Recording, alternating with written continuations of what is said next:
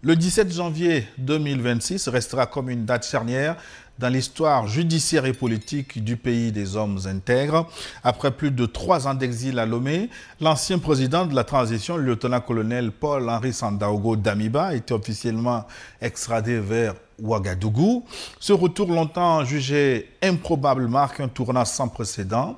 Derrière les murs du tribunal militaire et des pôles judiciaires spécialisés, une machine complexe s'est mise en marche. On ne parle plus seulement de coup d'État de janvier 2022, mais d'accusations bien plus lourdes, détournement de deniers publics, enrichissement illicite et surtout des soupçons de tentatives de déstabilisation à répétition contre les institutions actuelles du Burkina Faso. Dans le forum de ce dimanche 25 janvier 2026, durant 90 minutes, nous allons nous plonger au cœur de ces enquêtes qui secouent le sommet de l'État burkinabé. Quelles sont les preuves concrètes accumulées par la justice burkinabé? Comment cette extradition redéfinit-elle les relations diplomatiques au sein de l'AES et avec le voisin togolais? Et surtout, ce procès à venir peut-il devenir le symbole d'une nouvelle ère de redevabilité ou risque-t-il d'exacerber les fractures au sein de l'armée?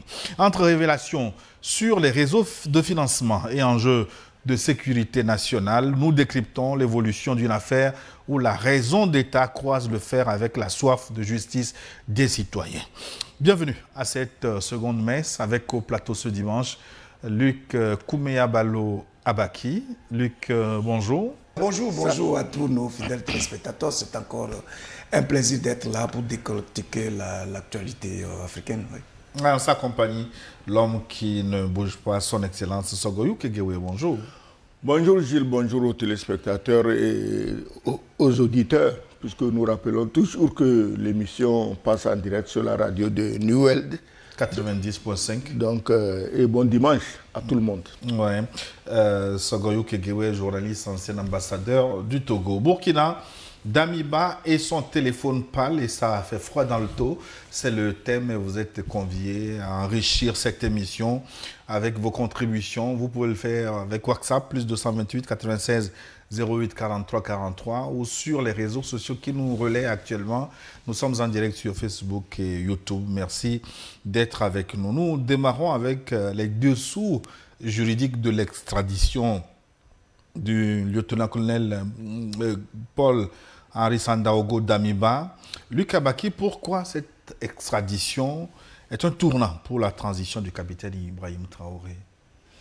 Non, je crois qu'il faut d'abord revenir aux faits. Le contexte, c'est quoi? C'est que Paul-Henri Damiba, c'est un officier supérieur de l'armée burkinabé qui, ensemble avec ses collègues, voyant justement l'insécurité et tout ce qu'il y avait comme dégradation de l'administration Roch Christian Kaboré, ont décidé donc de le renverser le 24 janvier 2022. Et donc Damiba, qui était donc le plus grand officier, le plus gradé et tout ça, a pris le devant. Et ses confrères lui ont dit, bon ben, il faut prendre le devant pour qu'on puisse stabiliser le pays, résoudre les problèmes majeurs auxquels l'armée fait face, et puis le problème d'insécurité, etc., etc. Donc, c'était sur la base d'un engagement tout à fait clair que le groupe de Damiba a fait le putsch et donc mis Damiba au devant de la scène. Mais pendant des mois, voilà un Damiba qui commence à tergiverser et à s'allier avec les ennemis d'hier qui ont contribué justement à dégrader tout ce qui avait de précieux dans ce pays-là. Du coup, le capitaine Ibrahim Traoré et donc les autres militaires ont décidé de le renverser. Alors lui, il demande l'asile politique au Togo, il l'obtient. Mais ils se connaissent très bien. Le capitaine Traoré, même Henri Damiba lui-même affirme avoir eu de très bonnes relations avec IB et tout ça. Ça veut dire on connaît les capacités d'action de Damiba et son réseau, etc., etc. Et depuis qu'il est là, en tant que réfugié, normalement, il a un devoir de réserve. Parce que les principes d'asile politique sont connus de tous. Malheureusement, pendant qu'il était ici, il est rentré dans une agitation, dans des complots, en tout cas tel que ça a été toujours dit depuis 2023, 2024, etc. C'est qu'il était au cœur d'un système de complot pour renverser justement IB, parce qu'il considère que c'est mon petit, c'est pas lui qui peut me remplacer, etc. Donc son ego est vraiment blessé et il est rentré dans la conspiration totale. Alors si aujourd'hui, l'État du Togo a fini par l'extrader, mais c'est un tournant décisif parce que depuis que le régime Ibrahim Traoré est là, et toutes les initiatives que ce régime prend ont été sabotées par l'action justement de Henri Damiba. Heureusement que le régime d'Ibé a laissé infiltrer ou bien diffuser clairement toutes les complicités, en tout cas toute la conspiration qu'il y avait et qui visait précisément à renverser le régime de Ibé.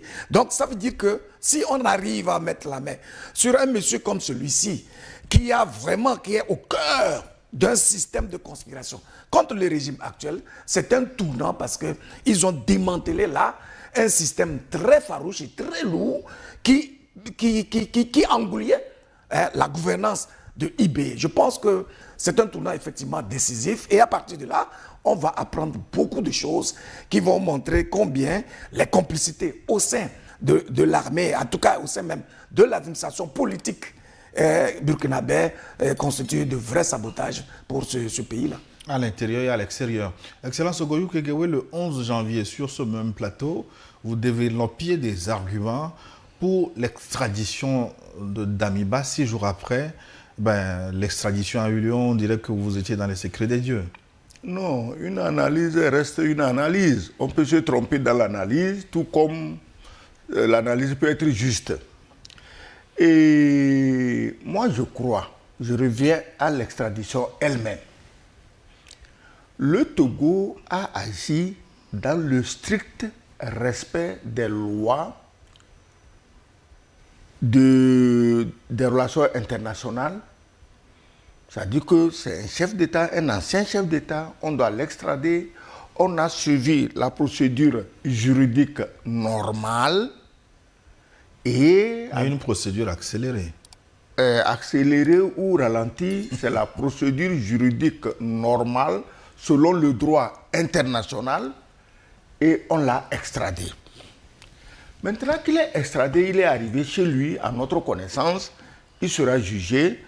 Il sera jugé veut dire qu'il aura droit à sa défense, à ses avocats, et il parlera. En attendant qu'il ouvre lui-même la bouche, son téléphone parle. Gilles, je pars du principe que ça c'est mon téléphone. On ne peut pas trouver dans mon téléphone ce que je n'ai pas envoyé à quelqu'un ou ce que quelqu'un ne m'a pas envoyé. C'est les deux. Donc, je ne peux pas dire ah, ça, je ne sais pas. Donc, en attendant que le téléphone parle, on va le juger. En attendant que lui-même parle. Pardon? En attendant que lui-même parle. En attendant que lui-même parle. Voilà. Maintenant, le plus choquant dans cela, le plus choquant, malgré le respect scrupuleux des lois, des conventions internationales avant extradition, on voit toute une foule de contestataires et d'agressions contre le Togo. Ah, pourquoi on a extradé Damiba? Et ce qui est surprenant, des pays qui ont toujours crié contre les coups d'État, ce qui est normal, personne ne veut un coup d'État, c'est eux qui disent, qui reprochent au Togo de n'avoir pas laissé Damiba aller jusqu'au bout de son coup d'État au Burkina Faso. Pourquoi on l'a extradé? Le Togo a extradé Damiba de la manière la plus légale possible. Il n'est pas normal que des gens qui, eux, ont l'habitude d'enlèvement de leurs adversaires politiques, je dis bien enlèvement, on envoie l'avion, on t'embarque Mani Militari, on te jette comme un sac de pommes de terre dans l'avion, on t'amène. Personne ne dit rien. Oui, mais les partisans de la non-extradition expliquent que je n'étais pas là. Paul-Henri Sandaogo Damiba aurait été remis au Togo en concertation avec la CEDEAO et que s'il devait être extradé, maintenant, aurait dû dire un petit mot. Oui, en concertation avec la CEDEAO. Est-ce que dans cette concertation avec la CEDEAO, il y avait un chapitre où Damiba avait le droit d'organiser des coups d'État à partir du territoire togolais? Est-ce qu'il y a ça? Si dans la concertation avec la CEDEAO, il y a un chapitre qui le dit, là, je vais condamner le Togo. Voilà, tu t'es entendu avec les autres que Damiba utilise ton territoire pour faire coup d'État, pourquoi tu l'as extradé? Je crois qu'il n'y avait pas un tel chapitre dans les concertations, les conciliabules. Et quand ça se passe, tu es ici, tu écoutes les gens, hein, c'est le Togo qu'on a incriminé. Ah, le Togo refuse d'extrader Damiba. Les gens disent même que c'est le président du conseil qui organise lui-même coup d'État au Burkina Faso. Les gens très informés, hein, ils disent, bon voilà. Donc c'est le Togo qui est incriminé. Et quand le Togo était incriminé, quand le nombre de fois où on a mis Damiba en garde, il a eu des mises en garde. Qu'est-ce que la CEDEAO a dit? Est-ce que tu as appris depuis 2024 ou 2023, quand on disait Damiba fait coup d'État, est-ce que tu as appris que la CEDEAO a dit à Damiba, mais fais attention, c'est avec notre concours que tu as trouvé une place au Togo. Donc tu ne peux pas nous trahir. Donc apparemment, la CEDEAO l'avait soutenu en préparation de coup d'État au Burkina parce que la CEDEAO n'aime pas les pays de l'AES. Alors, comment tu veux que le Togo se laisse prendre dans cette mélasse? Lequel des pays de la CEDEAO est venu dire au Togo, bon, donne-le nous. Même si on vous le donne, ce qu'il a déjà fait, il faut qu'on le juge pour ça. Je ne connais aucun des pays de la CEDEAO qui serait content d'apprendre qu'il y a un pays voisin chez qui des gens sont logés et qui organisent des coups d'État chez eux. Je ne connais aucun d'entre eux. Et c'est normal. Donc quand on me dit que non, c'est concertation avec la CEDEAO, première question, est-ce qu'il y avait une clause où Damiba, à partir du Togo, devait déstabiliser le Burkina? Non. Quand on a mis le président Damiba en garde, qu'est-ce que la CEDEAO a dit? Est-ce qu'elle est intervenue? Ou bien au niveau de Damiba directement, ou bien au niveau des responsables togolais pour dire, écoutez, nous vous soutenons, on ne va pas laisser Damiba salir votre nom. Non, au contraire, ils se sont même investis avec leurs communicants toxiques pour dire, ah, c'est le Togo même qui fait coup d'État. Le Togo vous prouve qu'il ne fait pas coup d'État. On l'a envoyé dans son téléphone, on va voir qu'est-ce qu'il a comploté avec le Togo. Et si on ne voit pas dans le téléphone, il parlera. Maintenant, c'est des gens qui Damiba est assis à Lomé et qui le manipulent à partir de Lomé pour faire coup d'État, c'est eux qui sont complètement paniqués. Ils sont paniqués parce qu'ils savent que Damiba va parler. Le téléphone parle, Damiba lui-même parle. C'est eux qui sont paniqués. Ça veut dire que vous avez piégé votre collègue togolais en disant, écoutez, voici un cas social, recevez-le, assurez sa sécurité, juste pour l'utiliser à partir du Togo pour faire un coup d'État, pour que le Togo lui-même soit agressé. Comme ça, d'une pierre, je l'ai dit la dernière fois, vous avez fait 2 coups. Voilà. Je pense qu'il faut être vraiment clair, hein. On va revenir aux fondamentaux. En matière d'asile politique, le premier principe, c'est le devoir de réserve. C'est la neutralité. C'est que tu es en situation, tu deviens un cas social, on te récupère pour te sécuriser. Et dans un tel contexte, tu n'as pas droit à la parole sur des questions liées à la vie politique de ton pays. Et à plus forte raison que tu t'engages ouvertement pour comploter et envisager l'éventualité de renversement d'un régime, en tout cas de ton pays. Tu ne peux pas te rendre complice des actes subversifs qui contribuent à éliminer la vie à tes concitoyens. Voilà le principe de base qui peut permettre que, mais attends, dans nos sociétés, lorsque un enfant commet une faute, a une difficulté dans sa famille, il court et il rentre dans une maison. Les parents de cette maison-là ont le devoir de le récupérer, de le protéger, sur la base des règles de nos règles du vivre ensemble. Et le parent va dire, non, laisse, il est déjà venu se réfugier chez moi, je m'occupe de lui, je vais le redresser, et puis voilà. Et donc, obliger cet enfant n'a plus le droit, depuis ma maison, de jeter des pierres, de lancer des pics, ou de faire quoi que ce soit qui compromettrait, moi, ma propre sécurité et même ma crédibilité. Voilà le contexte. Et donc, si aujourd'hui, avec tout ce qui a été dit par les autorités burkinabées, par les complices de Damiba, il est vraiment avéré que Damiba, depuis son refuge togolais, était devenu un acteur primordial et principal qui vise à déstabiliser l'État burkinabé. Mais le Togo n'a aucune raison de le garder. Et de toutes les façons, le fait qu'on le ramène chez lui n'est pas encore une fin en soi. Le Togo, dans son communiqué, a indiqué que l'État burkinabé a donné la garantie d'assurer justement ses droits et de lui garantir un procès équitable et puis donc d'exclure l'éventualité de la peine de mort, etc. Donc, ce sont des éléments qui convainquent justement l'État togolais, parce que justement, c'est ce que l'État togolais lui garantissait ici. Ah, maintenant, si cela lui est garanti, alors lui-même, il a tout intérêt à se prononcer sur ces faits-là, si tant était qu'il est innocent. Il ne faudrait pas que les gens nous donnent le sentiment que oui, parce que tu as été un dirigeant, donc ta vie vaut largement plus que celle des autres citoyens, qu'on tue chaque jour par ton acte, par tes œuvres, par tes plans conspirateurs qui visent à déstabiliser ton propre pays. En tout cas, pour le moment, nous sommes tout simplement, nous considérons qu'il y a la présomption d'innocence. Damiba a le privilège aujourd'hui, une fois dans son pays, de faire face à la justice et de sortir sa part de vérité. C'est important pour lui-même, c'est important pour les autorités burkinabées, c'est important pour le peuple burkinabé, c'est important pour la communauté internationale, tout simplement. Mais il y a un paradoxe, chers invités. La justice, justement, qu'elle a extradé, a évoqué des chefs d'accusation allant du détournement de deniers publics au blanchiment de capitaux. Pourquoi les crimes financiers sont-ils mis en avant par rapport au complot de déstabilisation dont nous parlons jusqu'à présent? Tu sais, personnellement, c'est mon opinion personnelle. Je n'oblige personne à la partager avec moi. Un détourneur de deniers publics est un terroriste. Ah oui. Le détourneur de deniers publics, c'est un terroriste. Parce que c'est lui qui contribue à appauvrir le pays, à appauvrir les populations, à les énerver, à les fâcher contre les régimes en place et un jour à prendre les armes contre les régimes en place. Donc, voler les milliards, on parle de milliards, on n'a pas parlé de l'argent du mouton de Dabaski, non, on parle de milliards. Donc, quand tu voles ces milliards, tu es un terroriste.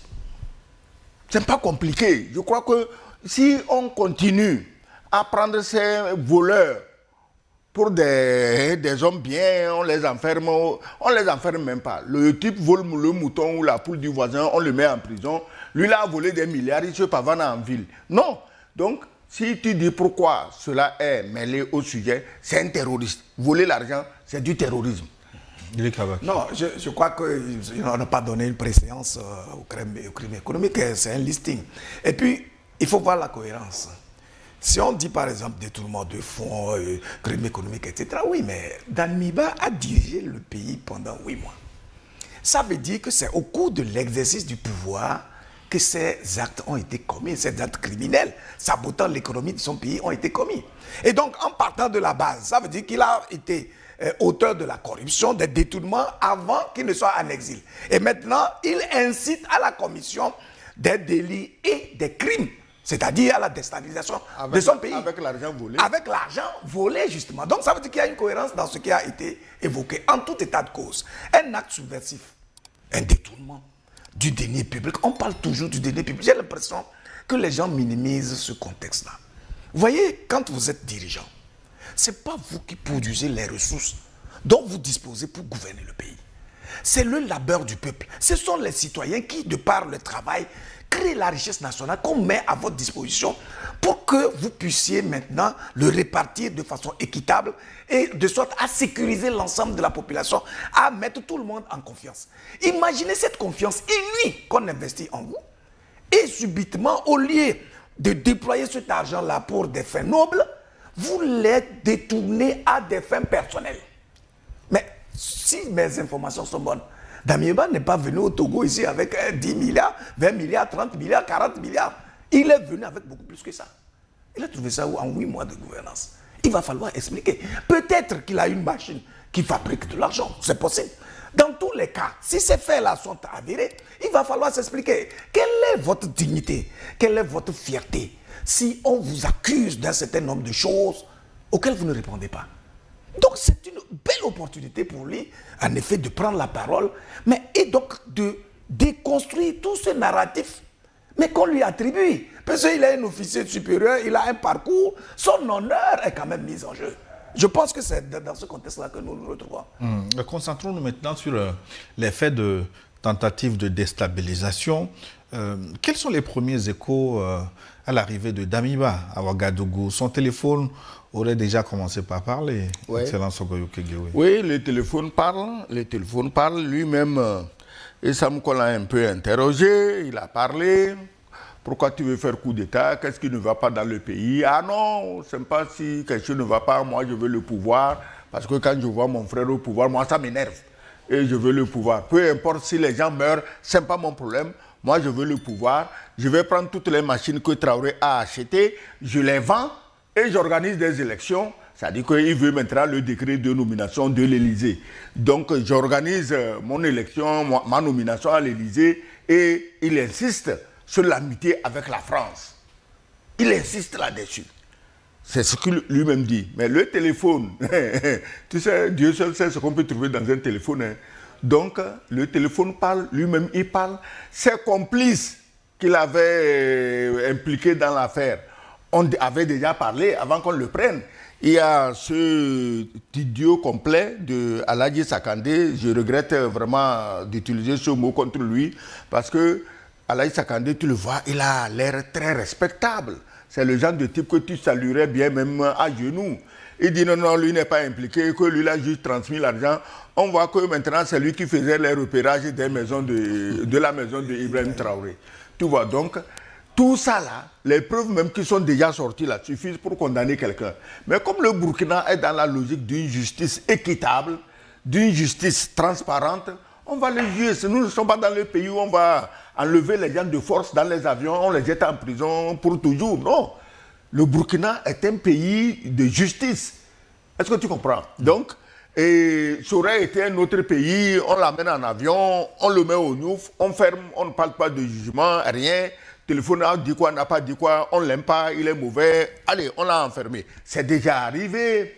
Tu te rappelles le pauvre Ivoirien Lida Kouassi, ancien ministre de la Défense de Laurent Gbagbo. Il était réfugié au Togo. Il n'était même pas le seul. Dieu seul sait combien d'anciens dignitaires de Gbagbo étaient réfugiés au Togo. Mais les gens ont tenu un raisonnement simple. Puisqu'il était ministre de la Défense, il ne peut que comploter. Allez, donnez-nous-le. Il n'y avait aucune preuve contre Lida Kouassi. Mais le Togo l'a livré parce que le Togo ne veut pas se mettre à dos toute la Côte d'Ivoire. Bon, on l'amène, on va le juger. Mais ici, les crimes de Damiba, réfugié à Lomé, sont immenses. Parce que toutes les tueries, quand tu prends Djibo, son nom est sorti, Barsalogo, son nom est sorti, toutes les autres tueries au Burkina, le nom de Damiba sort toujours. Et soutenu par ses communicants, qui sont réfugiés là où tu sais. Donc, aujourd'hui, les communicants là, c'est eux encore qui sont montés au créneau pour dire non, on ne devait pas l'extrader. Donc, le Togo va le laisser. Il va déclencher des tueries. Ce que Damiba faisait, ce n'était pas un simple coup d'État.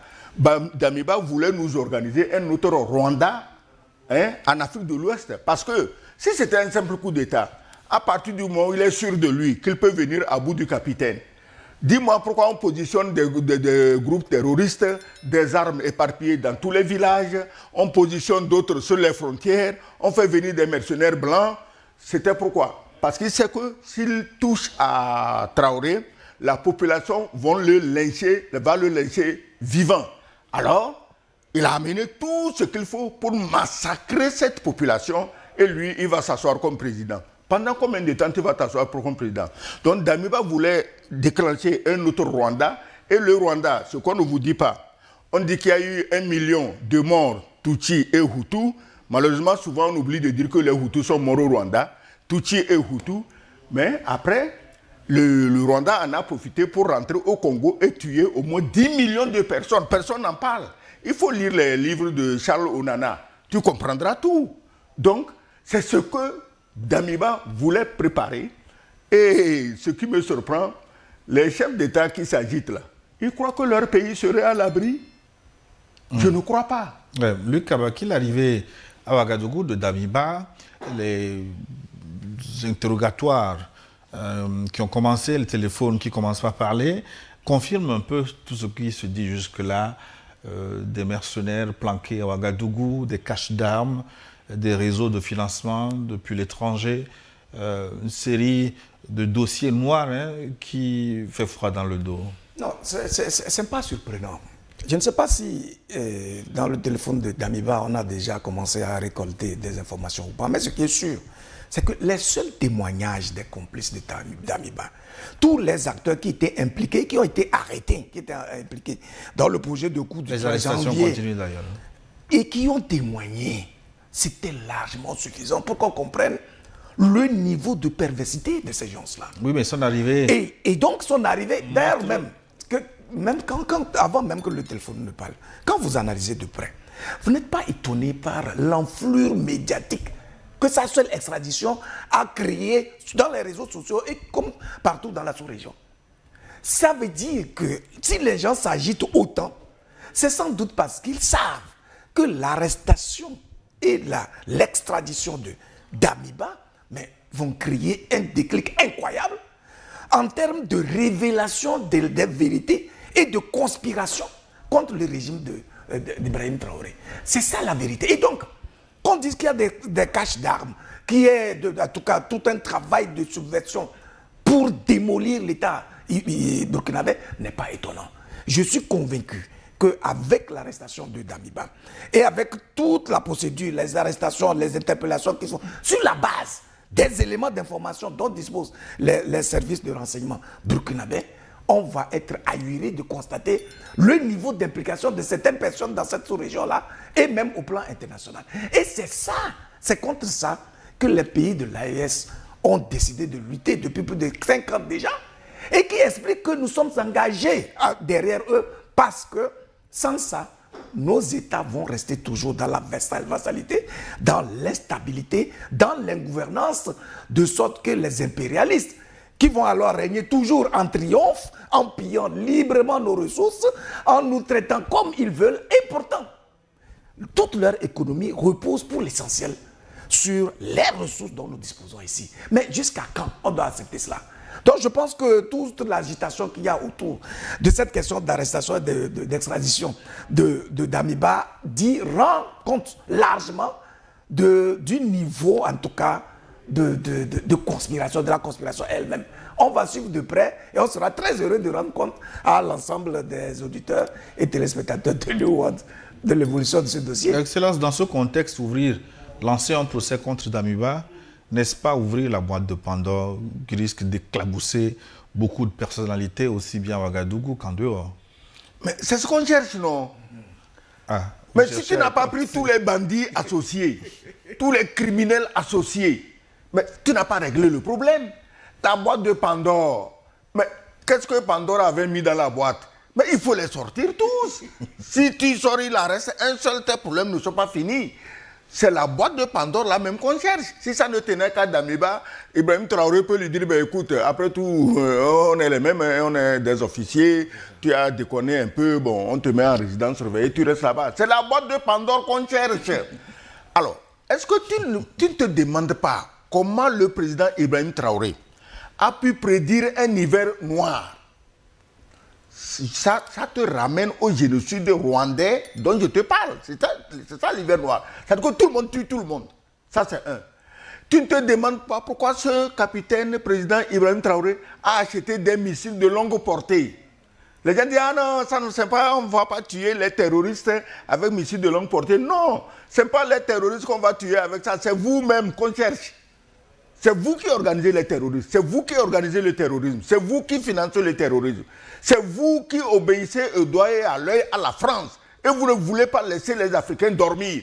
Les missiles sont pour vous, ce n'est pas pour les terroristes. Donc, Ibrahim Traoré a anticipé. Il ne dort pas sur ses lauriers. Et le peuple burkinabé, c'est ce que je disais que le Damiba, il sait que s'il touche à un seul cheveu d'Ibrahim Traoré, les Burkinabés vont le manger vivant. Parce qu'Alain Sakandé, toutes les deux bordels qui suivaient avec l'argent dans les scooters, là, ils peuvent quoi pour le protéger? Ils peuvent quoi? Donc, c'est parce qu'il sait ça qu'on a positionné et les terroristes et les mercenaires pour massacrer tout le peuple burkinabé et lui devient président. Et attention, il avait tout préparé, puisqu'il s'est engagé même à donner une partie du territoire burkinabé aux Ivoiriens. Attends, de toi à moi. Moi, je crois que l'histoire de coup d'État doit être jugée à part. Et ça, là, c'est haute trahison. Après, on le juge pour ça. Et là, le Togo n'est pas dans l'affaire, là. Parce que quand il s'est engagé à donner son territoire à la Côte d'Ivoire, le Togo n'est pas impliqué dedans. Ce n'est pas l'extradition du Togo qui pose ce problème. Le problème était ailleurs. Donc on le jugera avec toutes les conséquences. Tu imagines, un officier, un civil n'a jamais osé faire ça. Toi, un officier qui a juré défendre l'intégrité territoriale, parce qu'on t'a donné 2 vestes à Abidjan, tu prends des centaines ou des milliers de kilomètres carrés de ton pays pour donner 2 vestes à Abidjan.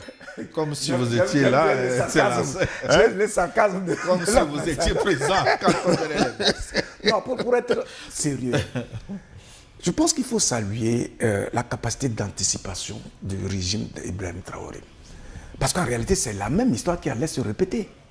Capitaine Thomas Sankara, qui vient pour engager une révolution à la tête du Burkina Faso, on le saute. Et vous avez vu, le Burkina Faso a basculé dans une dictature pendant 27 ans. Et puis donc, le pays était encore sous la coupe des impérialistes, etc. Aucun déclic déterminant. Voilà un jeune de 33 ans, capitaine de son État, qui vient au pouvoir et qui commence une révolution, mais avec des résultats remarquables. À la limite, c'est des miracles que le capitaine Ibrahim Traoré est en train d'opérer à la tête de ce pays-là. Qu'il aurait cru que sans aide budgétaire, sans appui financier extérieur, avec la rupture de coopération financière, etc., ce pays-là serait capable de se restructurer, de réinvestir dans l'armement, de réorganiser l'armée, d'investir dans les infrastructures, de relancer l'économie, de réorganiser la société elle-même et d'engager des ressources pour le développement, la santé, l'éducation, etc., etc. Et il recrée l'espoir dans l'esprit des citoyens burkinabés, parce que c'est la clé de base. Si les citoyens ne sont pas dans les bonnes dispositions, s'ils ne s'engagent pas dans la vision initiée par le dirigeant, s'ils ne sont pas mobilisés et à développer une certaine fierté d'appartenir à quelque chose de précieux, il est impossible de gouverner et de développer le pays. C'est ce qui est en train de naître justement au Burkina Faso, tout comme dans l'ensemble des pays de l'AES. Comment un dirigeant qui a eu le privilège, inouï, d'être à la tête de son pays pendant 8 mois, peut être aussi maladroit, aussi mauvais, aussi cruel, pour saboter une dynamique, un projet national de reconstruction comme celui-là. C'est vrai, tout le monde est complexé, tout le monde a ses faiblesses d'humain, parce qu'on a écouté son séjour à la tête du pouvoir. Il peut se dire, bon, il est complexé, son orgueil est blessé, mais oui, le bon sens, la raison, tout ce qui est inhérent à la nature humaine devrait l'amener à comprendre que oui, c'est un jeune frère, oui, mais il fait mieux que moi. Je n'ai pas d'autre choix que d'accompagner, parce que le peuple à qui appartient le pouvoir l'accompagne. Je suis un citoyen, ma personne ne peut pas compter, surtout dans un contexte de guerre où normalement les individualités, les égos personnels, les aspirations personnelles doivent s'éteindre littéralement au bénéfice d'une vision commune qui permettra justement de mettre les ennemis hors d'état de nuire. Et donc si vraiment Damiba est rentré dans cette forme de conspiration, je pense qu'il ne peut pas échapper à la rigueur de la loi. Parce que par sa faute, des dizaines de personnes ou des centaines de Burkinabés sont morts. Et il a donc distrait le peuple burkinabé et il empêche le pays de se concentrer sur les projets essentiels qui permettent de relancer le pays. Et dans un tel contexte, il ne peut pas vraiment échapper à la rigueur de la loi. Mais Damiba est cité régulièrement comme le cerveau de la plupart des complots orchestrés depuis 2023-2024. Excellence, est-ce que son extradition va neutraliser définitivement tous ces réseaux de déstabilisation? Le Burkina, si on coupe la tête, est-ce que le Burkina, le Mali, le Sahel, eux, ils sont engagés dans une lutte implacable contre les terroristes. Et je crois qu'il faut qu'ils entament la phase de la lutte contre les sponsors des terroristes. Ça, c'est important. Damiba seul ne suffit pas, parce que Damiba même était poussé, financé, encouragé, avec des soi-disant influenceurs, tout ce monde-là. Tant que c'est Damiba seul que tu tiens, ils vont continuer leur pagaille. D'ailleurs, il faut suivre les réseaux aujourd'hui, qu'est-ce qu'ils sont en train de dire.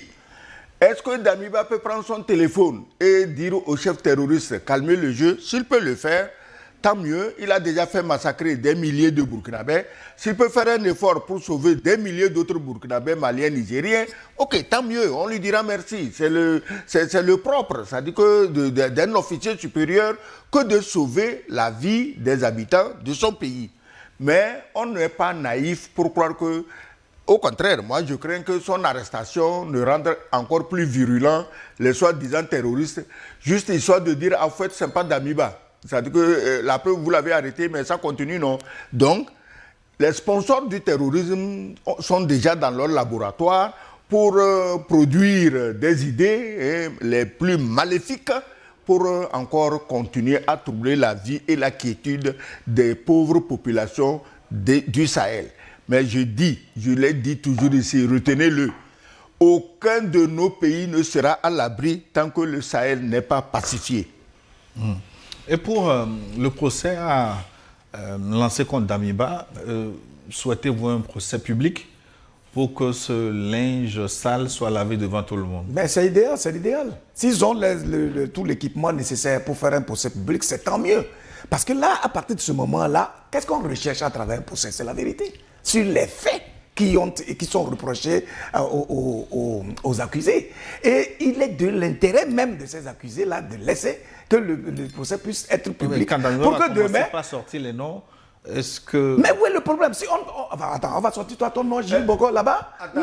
D'ailleurs, pourquoi sortir un nom est plus criminel que les gens continuent? Voilà, c'est-à-dire que si des gens ont trouvé opportun de se rendre complices ou acteurs des actes subversifs contre un État souverain, c'est l'occasion justement de révéler leur nom. On ne peut pas faire un procès en catimini parce que, il y a des noms qui vont... Mais il faut qu'ils sortent. Ça veut dire que ces gens-là, quelle que soit leur position, qu'elle soit au sommet de l'État ou ailleurs, que ce soit en Afrique ou ailleurs, il faut que le monde entier se rende compte que ce ne sont pas des hommes. Oui, mais parce si qu'un être humain, ça ne va pas créer des inimitiés entre pays voisins. Et attends, si les noms ne sont pas sortis, avant même qu'ils soient sortis ou pas, pourquoi ça ne créerait pas les inimitiés? Est-ce que vous savez les éléments de preuve que l'État burkinabé a rassemblés pour les transmettre à l'État du Togo et qui ont déterminé l'État du Togo à extrader Damiba. Donc, en tout état de cause, un fait reste un fait. Qu'il soit connu du grand public ou non, au moins dans le monde des décideurs, il est connu. Et ça va toujours sortir. Aujourd'hui, on est au XXIe siècle avec les réseaux sociaux et un système de communication qui va à une vitesse vertigineuse. C'est l'occasion de dire aux gens que lorsque vous avez la responsabilité de gouverner un pays, ou vous occupez un poste de responsabilité, c'est une chance inouïe qui vous est donnée pour exhumer les valeurs intrinsèques liées à l'espèce humaine. On n'occupe pas une poste stratégique pour être subversif, pour être mauvais. Si vous ne pouvez pas assumer les actes que vous posez, ne les posez pas. Si vous ne pouvez pas assumer les paroles qui doivent sortir de votre bouche, ne les sortez jamais, même en vase clos. N'y pensez même pas.